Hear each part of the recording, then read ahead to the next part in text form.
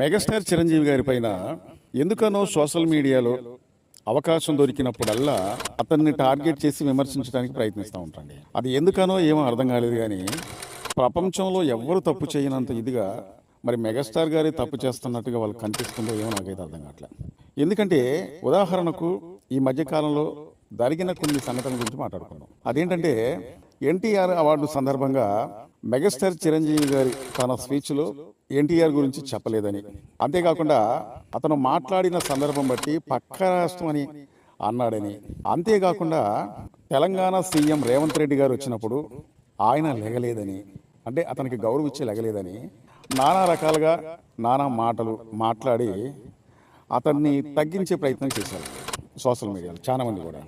సరే, మనం ఎన్ని చెప్పినా ఎన్ని చేసినా అవకాశం వచ్చినప్పుడల్లా చిరంజీవి గారి పైన బురద దల్లటం, చిరంజీవి గారి పైన నానా రకాలుగా మాట్లాడటం, చిన్న విషయాన్ని కూడా భూతద్దంలో పెట్టి దాన్ని పెద్ద ఇష్యూ చేసి మాట్లాడటం అనేది సోషల్ మీడియాలో చాలా ఎక్కువైపోయింది అన్నమాట.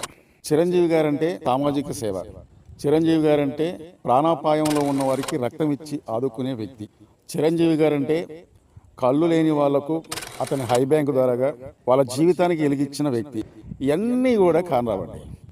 అతను ఎన్ని సేవా కార్యక్రమాలు చేసినా, ఎంతమందికి ఎంత మంచి చేసినా, ఎంతమంది ఆదుకున్నా కానీ ఎవరు కూడా ఎక్కువ శాతం మాట్లాడరు. కానీ కొంతమంది చిరంజీవి గారి గురించి, చిరంజీవి గారి మొదటి నుంచి అతన్ని పరిశీలిస్తున్న వారు ఇప్పటికి కూడా అతని గురించి మంచి చెప్తూ ఉంటారు.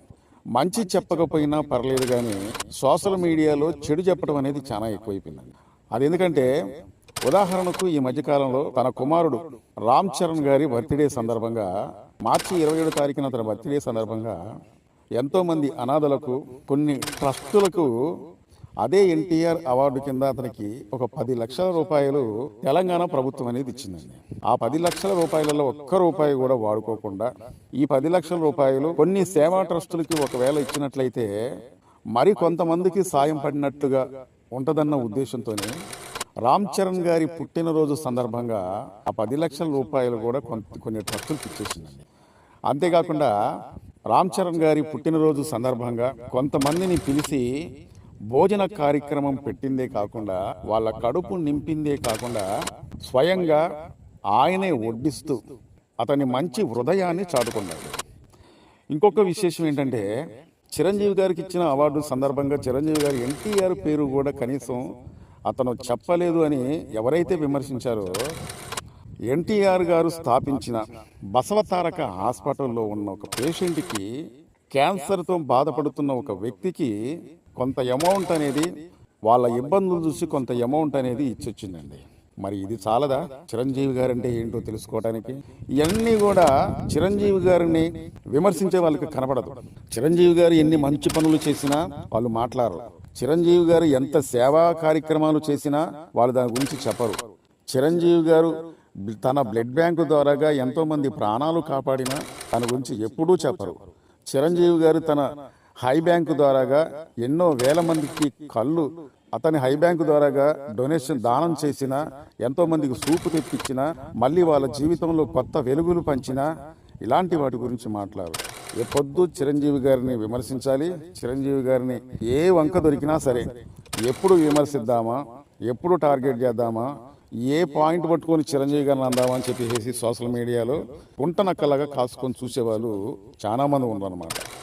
నాకు తెలియకడుగుతున్నా, ఇన్ని సంవత్సరాల పాటు చిరంజీవి గారు చేసే సేవా కార్యక్రమాలు ఇలా కనబడలేదా? ఎన్నో సందర్భాల బట్టి విపత్తు వచ్చినప్పుడు కోట్లాది రూపాయలు అతను 2 రాష్ట్రాల సీఎం ఫండ్స్కి పంపించలేదా?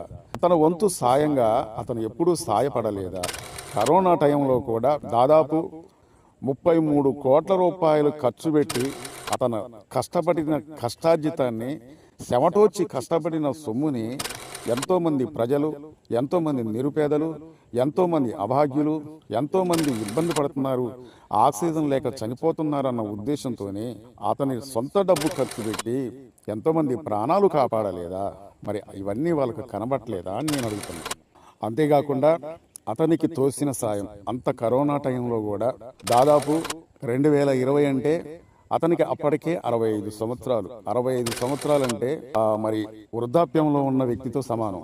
ఆ వయసులో కూడా చిరంజీవి గారు నేను సైతం అని బయటికి వచ్చి ఎంతోమంది నిరుపేదలు ఇబ్బంది పడుతుంటా ఉంటే వాళ్ళు బయటికి వెళ్ళి పని చేసుకొని రూపా సంపాదించుకొని వాళ్ళ కుటుంబాలను గడుపుకునే అలాంటి సిచ్యువేషన్ లేదు కాబట్టి ఆకలి మంటలతోని ఇబ్బంది పడుతున్న పేదలకు ఎంతో మందికి నిత్యావసర సరుకులు ఇచ్చి అతను కాపాడలేదని చెప్పి నేను అడుగుతున్నాను అనమాట.